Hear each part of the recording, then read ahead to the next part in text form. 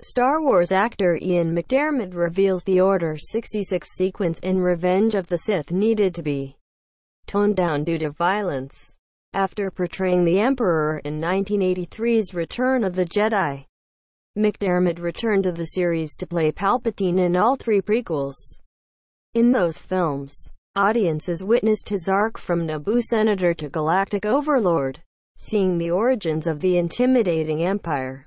The ruthless Palpatine had no qualms about wiping out his enemies swiftly, including the Jedi Order that had protected the Republic for generations. After Anakin Skywalker turned to the dark side and became Darth Vader, Palpatine's first order of business was to eliminate the remaining Jedi.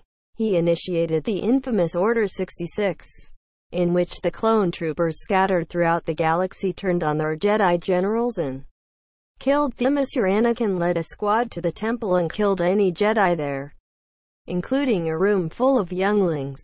It was undeniably a harrowing sequence to watch, but originally it was even more intense.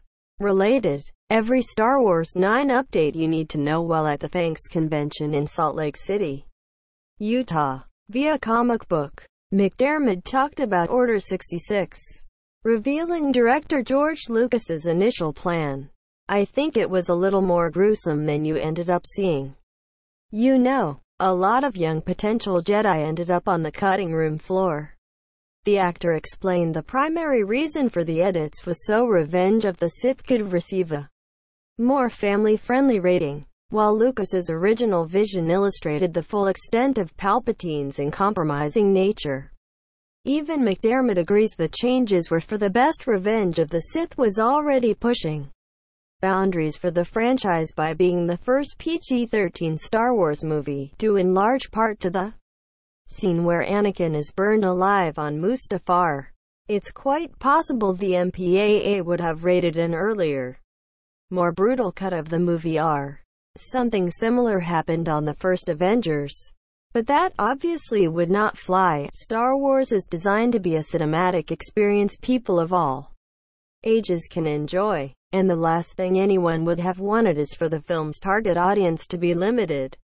Recent tentpoles like Deadpool and Logan proved the viability of R-rated tentpoles, but it remains unlikely we'll ever see anything close to that in Star Wars.